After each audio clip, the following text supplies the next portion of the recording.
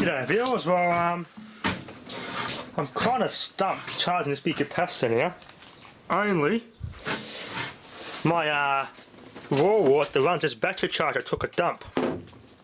Because this battery's actually got so much of a flogging, it's pulling so much power from the original transformer here out of that wall wart that supplied this, blew the internal the thermal fuse. So I bypassed that and it still doesn't work. Looks like they made that to pop the primary and the fuse at the same time, so you can't fix it. Buggers. So I need to find a 21.75 volt transformer with at least 10 amp output, because this is pulling about 5 amps charging this other battery here using this thingy connected to that. This is only about 19 volts, not enough. The resistor in there got quite hot and started smoking.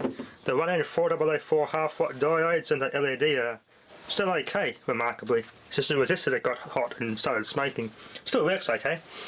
It won't charge the batteries all the way up to 21 volts, which is supposed to fully charge them. They only charge to about, I think, 19 volts, what this is rectified. So, not quite enough. It's the only way I had to fix it. To actually force charge this battery, which is buggered, is to have this much bloody current, this extremity, because I don't have any proper 21.75 volt transformer unless I use a variac, but then it's not isolated.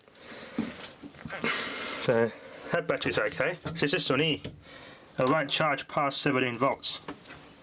So it's copped so much of a caning the last time I did, when I did that light bulb arc especially, that's what's killed it. And the charging that one now up in the process. So I need to get some proper batteries, I need a proper power supply to run this thing. I might as well whack these on charge. They're buggered anyway.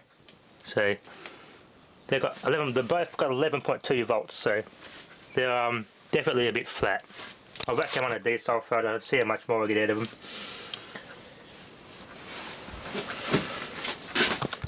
Hopefully this battery's held its charge. Let's see if it has.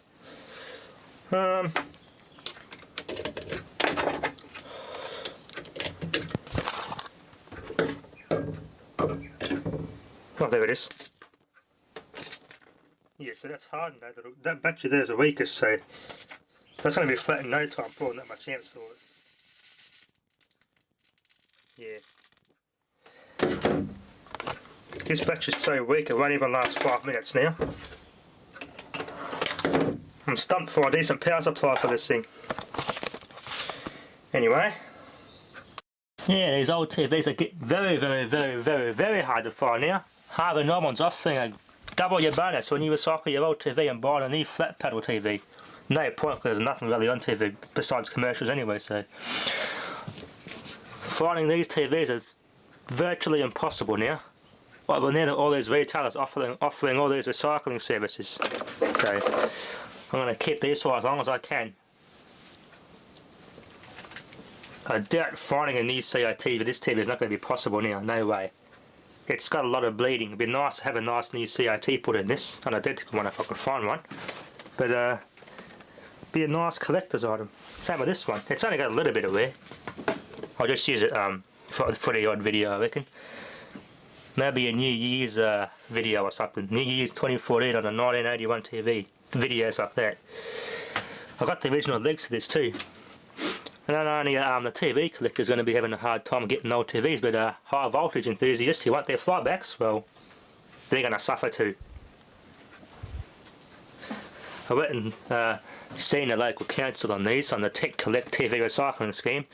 You're not allowed to take any TVs for your own recycling good. They can't give them to you. So they're all got to go to China and India to make currency there, and smartphones. So they don't want you to recycle these buggers. They're a bit greedy. People are getting very greedy these days. No, well, I'll just show them that e-waste hell video. So I'm going to keep these for as long as I can. The only reason why they're here in the caravan, I haven't got any room to display them at the moment. If I had a nice room to display them, well, I may one day, so I'll have them all next to each other. That one there next to that one on its original stand, my little black and white one, and my little portables and my other preservation TVs from the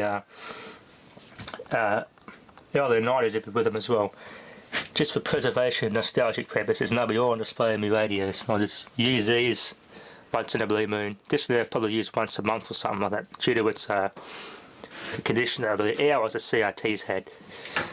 Even got the original brochure.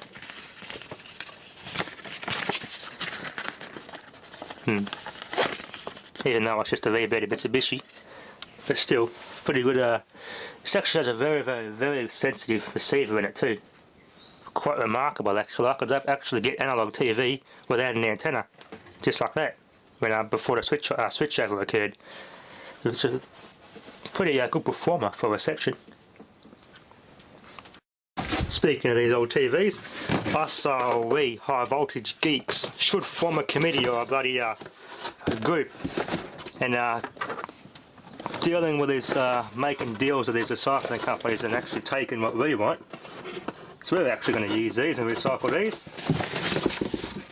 We're actually going to recycle these for cool projects. We should form a group and yeah, get all the goodies that we want for future ZVS and high voltage and Tesla core projects. For us, that keeps us happy too. Because when you refer to a geek these days, it's only about smartphones and video gaming and all this new fancy technology. Not actually reusing old parts and actually recycling and making ZVS drivers, so we don't get recognised. We're a dying breed. Anyway, also may have more meters coming as well. So I got a phone call and this guy's gonna drop by. He's gonna come up to Mildura to do a small job.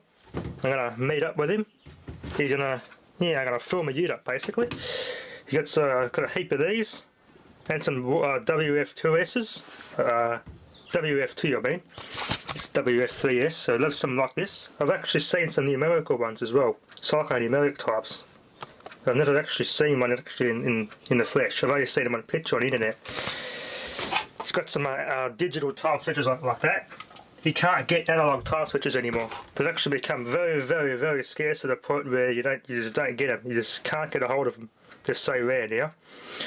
It's got some, I think you got a few BOZs, Mark 1s and Mark 3s, Mark 2s, some polyphase SDs, so